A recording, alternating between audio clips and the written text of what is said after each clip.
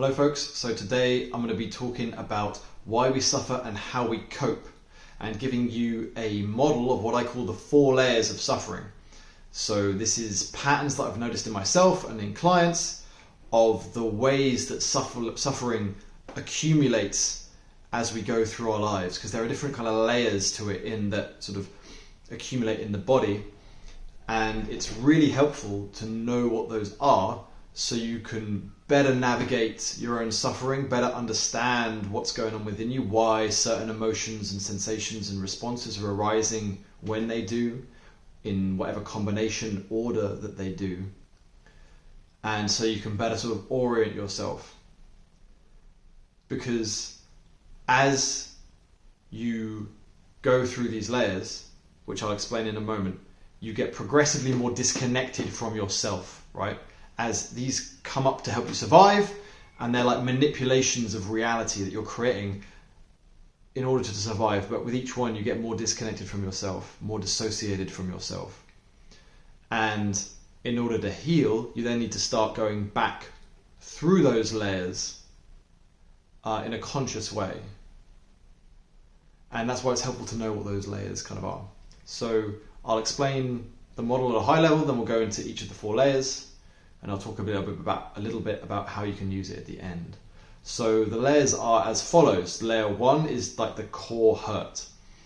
This is the attachment wound.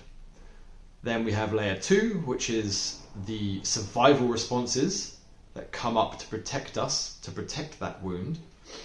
Anger and fear and so on. Coping emotions is another way of looking at this. The 3rd layer is a layer of disallowed survival responses. So this is sort of a numbness, dissociation, repression, that kind of vibe that represses that anger and fear. And then when we have all 3 of these layers active, the hurt, the survival response, and then the repression, we get the 4th layer, which I call coping mechanisms. So it turns out when those 3 layers are active, it's very painful and the system's quite dysregulated.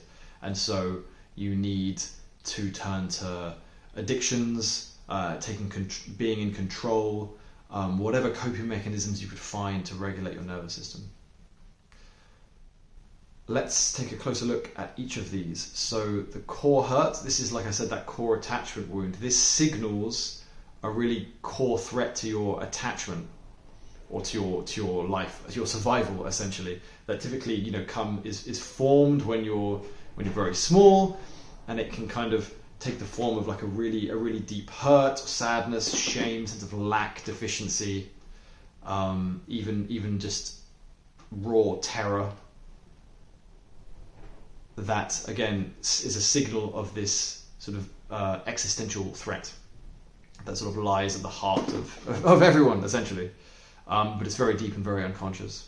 But this energy is so potent, so overwhelming, that something needs to be done about it. If we felt it all entirely, it would just sort of kill us itself. So we need to turn to the 2nd layer, which is where those survival responses come in. They're so called because they help us survive, they help protect us.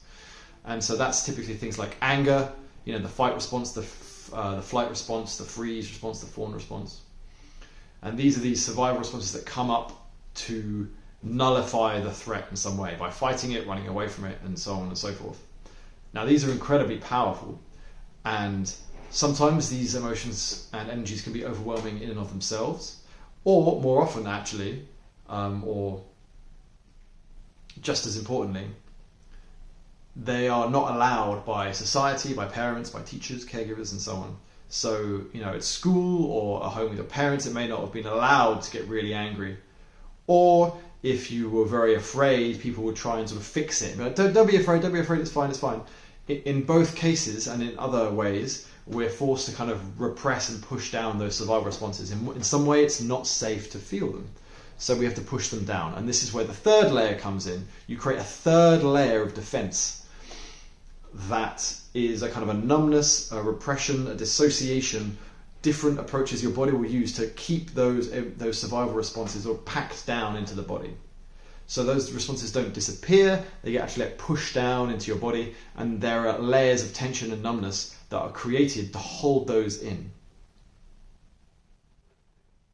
And oftentimes this can be very unconscious. You might not know that this is happening because it's doing such a good job right, of numbing you out to what's going on that you don't even know it's going on. It's very ingenious. So that's that third layer, but that can be very, very tense. Right, this is where people feel very frozen inside, very disconnected, like the world is kind of grey and everything's a bit meh. That's kind of the impact of that third layer. Now, at this point, you've got the core hurt, you've got this repressed anger and fear and so on, and then you've got this layer of numbness and tension holding it all in. Turns out that's all very, very painful, basically. Nothing wrong with it, it's all very normal and natural in a certain sense, but it's very painful.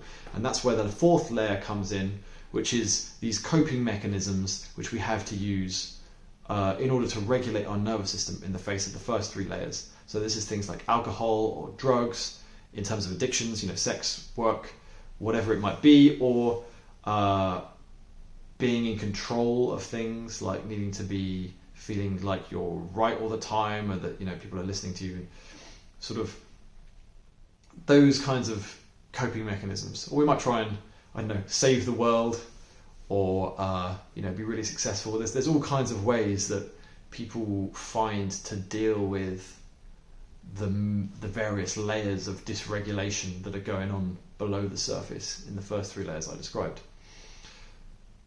So that's a quick overview. This is helpful because you'll notice this gives you a map or a bit of a guide of how you can work with yourself. Because if you might notice that if you're trying to deal with your addiction issues, or some behavior that you keep repetitively doing, like self-sabotage could be another example of a coping mechanism, right? Or getting into dysfunctional relationships of various kinds.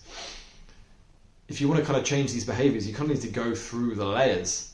So you might start out by working with some of that freeze, some of that numbness, that dissociation, so you can get into your body. That's layer 3. It helps you go into layer 2. You can start working with some of that anger and the fear, letting that come up and be felt.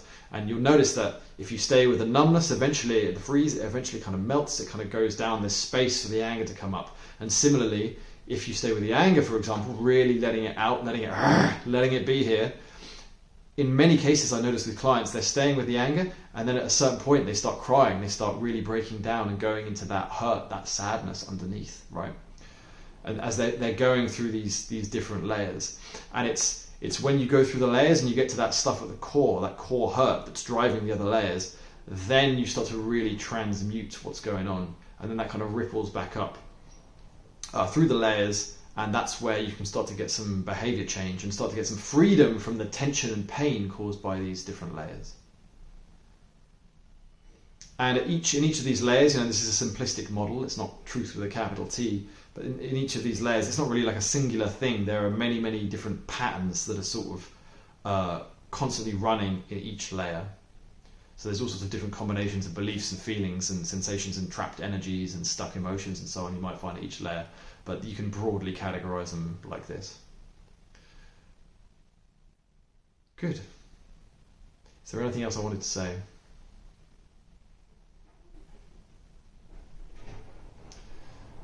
No, I think that covers most of it for that brief overview. So again, this can be really helpful for just navigating your own suffering. So you can understand that why certain emotions, why you have the numbness and why you then have the anger and then why you have the sadness and so on and so forth. And to know that to reconnect to yourself, you have to go back down through these layers, kind of in that order. It's not a golden, there are no absolutes in this work, but if you want to get down to that core hurt, typically you can have to work for a little bit with what's those other layers in between, right? Before your body will feel safe enough to let that hurt come up, right? Because those other layers are protecting it. And this is what I help people to do. I facilitate them to guide them through these different layers in a sort of a compassionate way that helps them to meet these different layers and process them so they can get to the sort of the root of their issues. So hope that was helpful. Reach out if you have any questions. Peace.